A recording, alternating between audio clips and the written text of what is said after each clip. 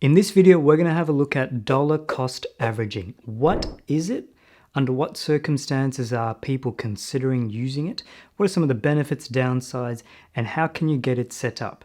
And for some of you, you may actually realize you already do dollar cost averaging without knowing it.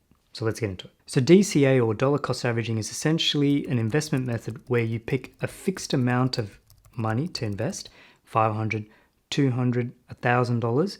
You have a fixed time frame, or you've selected those time frames, so once a month, once every 2 months, and you do it regardless of what's going on in the share market. Regardless of what's going on in terms of the share price or the ETF price, you've decided that you're going to buy this. So for example, you're going to spend $1,000 a month investing in VAS or A200 or VGS or one of the ETFs out there.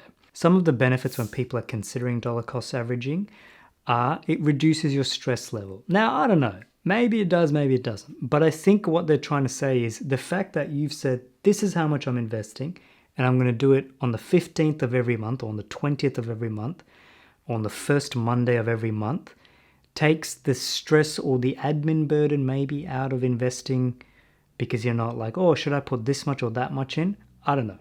But that's what sometimes people say when it comes to dollar cost averaging. Another thing is takes timing out of the equation. Again, fair enough.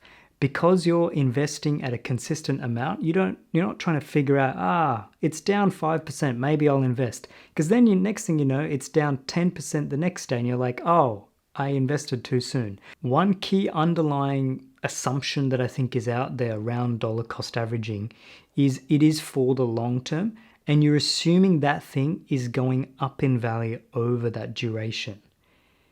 Because if your comparison is lump sum investing, so waiting a while and then investing every once in a while down the track, or waiting 6 months down the track and then investing, versus just investing consistently through dollar cost averaging, your average cost for that thing that is actually going up in value will come down, or will be lower than if you bought it, say, 6 months down the track, because it's already gone up in value. This is just saying you're just chipping away at it and you're buying a little bit along the way. A few things to consider if you are going to look into dollar cost averaging. First of all, you need to know how much you're going to invest, how frequently you're going to invest, what you're going to buy, and how you're going to treat dividends. So the first two questions around how much and how frequently, there are online calculators out there that will help you get the optimal amount.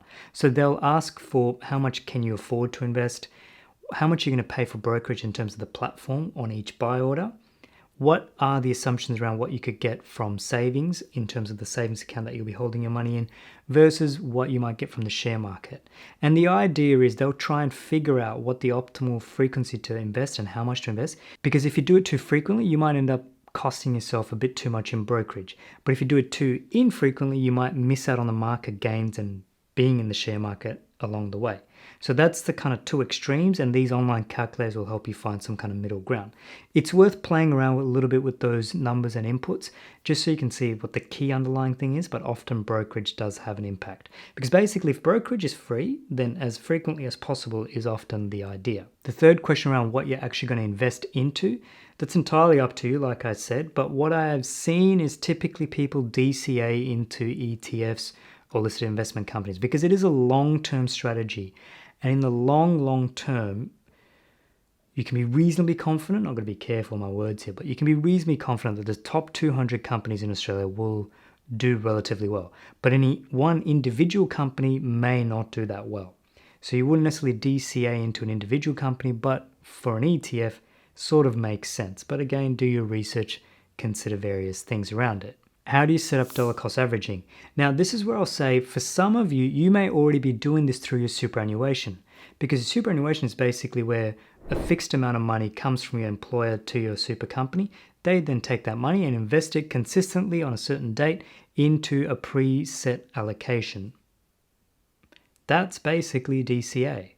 So if you wanted to, and you wanted to do a bit more DCAing in, you could put more money into your superannuation through pre-tax type things. Now, please speak to your accountant and advisor. And obviously, traditionally in Australia, people are a bit sensitive around superannuation. It can go either way. Sometimes people are really excited about the tax benefits, But then on the other extreme, you have people who are like, I don't know what the government's going to do. Every few years, it seems like they're going to change our superannuation structure. They might tax more. They might delay how long it takes for you to access it. Oh my goodness, all these things. So that's something to consider. Another way to set up dollar cost averaging is to actually set it up through a brokerage account. So this is separate to your superannuation. Now, the broker I use, CMC, terrible. Terrible. I'll tell you now, it's not a good option. But it's like, it works. You can do it, but it's all manual because there's no automated way to do it. So I have to basically set up a direct debit from my normal account to go to, like an automatic transfer to go to CMC. I've got to wait a business day, make sure that actually works. And then on a certain day, I have to set up an actual buy order to make it happen. I'm sure there's ways to automate it, but it's like kind of custom automating to make it all work.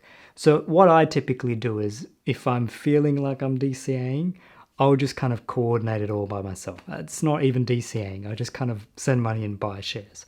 There are other platforms out there, I will say, some CHESS sponsored, some not CHESS sponsored, that you can use. And I'll put some screenshots of them up and you can look at links. This stuff changes pretty quickly, so do your own research at the time that's relevant to you.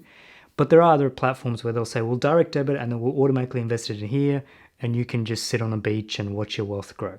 That's the thing for people out there. Personally, I don't think it's that big a deal to transfer money and buy shares. It's a bit clunky, but it's not the end of the world. Like, I'm not doing that much with my life that I forget to invest in the share market, but maybe you're very busy. Fair enough, I get it. All right, well, that's it. I think I've butchered this topic enough. If you do DCA, please leave a comment below. If you're interested in DCAing, please let me know what platform you're going to do, even for the benefit of other people that they would want to learn, because I don't think CMC is the best way to do it. I'll be honest, there's a lot of manual intervention. Anyway, see you in the next video. Bye for now.